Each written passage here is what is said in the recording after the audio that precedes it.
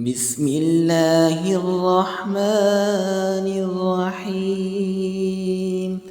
اللهم إني أعوذ بك من أن نشرك بك شيئا وأنا أعلم به، وأستغفرك لما لا أعلم به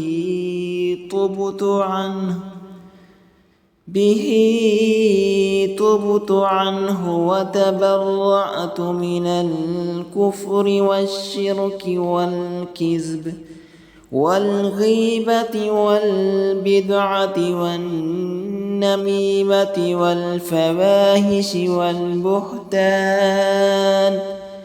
والبهتان والمعاصي كلها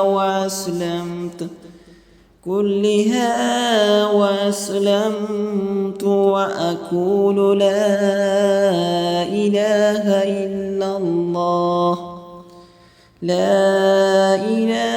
إلا الله محمد رسول الله.